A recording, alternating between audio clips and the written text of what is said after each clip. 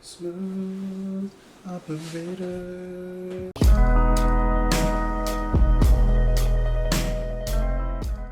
Hello, hello, hello. Welcome back to the channel. I hope that you're having a lovely day. Thank you so much for being here. Today, we are listening to Regiment by Byrne and David Byrne. This is, of course, off of their album My Life in the Bush of Ghosts, which was released in 1981. This is slowly, and even though I've only listened to the first two tracks, but slowly you can tell that this is going to be a really interesting album. At least I'm sure that it is, because the first two tracks were like two scenes from completely different movies. And so I'm curious to hear what scene Regiment is going to entail. What is the message? What is the music? What is the picture we are going to see? We'll find out very, very soon. Hope that you guys are having a beautiful day. Speaking of Regiment, what is your weekend regiment? Not your day-to-day weekday regiment, but your weekend regiment, your Saturday regiment. I like to wake up early, and by early I mean 7 o'clock.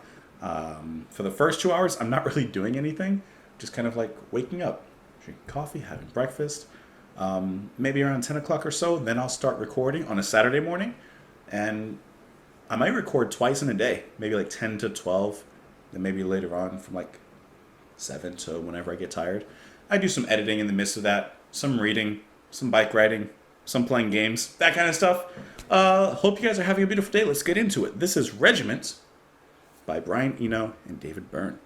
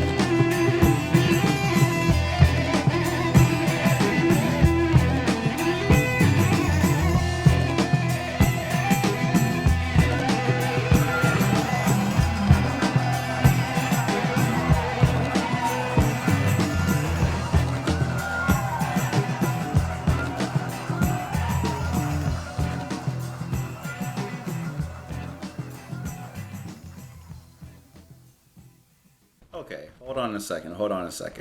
I want to say something really quick, and I gotta find it again. Just give me 1 second. Just give me 1 second. Okay, released February 1981. 1981. This sounds like what so many producers, musicians try to create now. This is extremely forward. Extremely. The amounts of percussion and that's just like this rich bubbling beneath the music, the singing. Okay, listen, I love that type of I can't place it exactly, but Middle Eastern Indian. I love that type of singing. That's just such a beautiful wailing to me. That speaks to me immediately. The guitar or whatever it was, I think it's guitar, in between, in the midst of the singing, kind of going back and forth. Such a beautiful, like, back and forth they got going on. Playing along with those Eastern notes. Looking on here really quick, and the bass. I almost forgot the most important thing. But, of course, everything is done by, Byrne and Eno. But Eno apparently plays the synthesizer solo in this particular track. And you also have Robert Fripp on this track. You guys hear that? As soon as I said Robert Fripp, it started thundering. This is a great song. Listen to this. You come in. That's knocking on your door. Bass is knocking on your door, and you said, "Come on in." Absolutely. And then I love this singing, guys. Such a great mix of styles. This is just groovy. And I love the way that is being played. I'm assuming that is the synthesizer by Eno. Well, I wonder what Fripp is doing. He's doing Frippertronics, which, you know what? I need to sit here and actually read what exactly is Frippertronics. I don't think I've ever looked into that fully, and I still don't know what that means. Fripp's doing some sort of magic on here. So imagine that you got Fripp, Eno, and Byrne on this album. Already, that's star-studded, right? And then, what is going on? So I want to know who's singing, because she has a lovely voice in the way that it's being sung here. I would just like to know if it's at least credited here, if there's someone that I'm missing. I'm looking around here, and I don't quite see where anyone's being credited on here. But you can just see how influential this is kind of what I'm getting at. Listening to this song especially. The first two were nice kind of introductory sound collages, but this feels like a full piece. This feels like it's going somewhere. And I'm imagining that this is going to take us throughout the rest of the album. This feels like that first string that's going to be stringing us along. Regiment, this is some good stuff. And even the drums switch it up a little bit. Of course, you got the main beat, but then you have the extra percussion, the...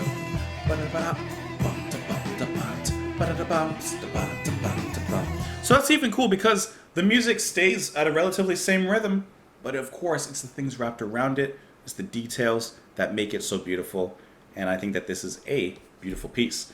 Let's see if there's any interesting knowledge to be dropped on this album, just as throwing something extra out there, see if we can learn something about it in case, let's see. It says that at this time, Eno had also recently recorded Fourth World Volume 1 with John Hassel, who intended to collaborate with Eno and Byrne on this album, but could not afford to fly to California for the recording sessions. Upon hearing the tapes, Hassel felt outraged at what he felt was an appropriation of his music. Sorry, it's thundering really loud up there.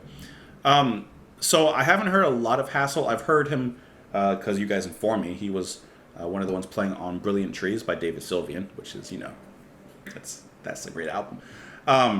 And then we've also recently heard him, but I haven't heard a lot from him specifically. But what I have heard, and kind of imagining him in a position here in this album, he would absolutely have contributed a lot if he was, able to record with them. And I can definitely hear where he would fit in here. That would have been cool to hear, But even regardless, this is a fantastic track. This is a great one. Let me know what you guys thought, though. Maybe you liked it, maybe you didn't like it, but hope that you enjoyed this pick. You guys have been asking for this album for a long time, and I figured we would, take our tiptoes into the pool a little bit. Hope that you enjoyed that. Thank you so much as always for being here. If you'd like, you can like the video, share the video, all of that stuff. You can also support the channel on Patreon. But I hope that you have a wonderful day. Thank you so much for being here, and I will talk to you tomorrow. Bye.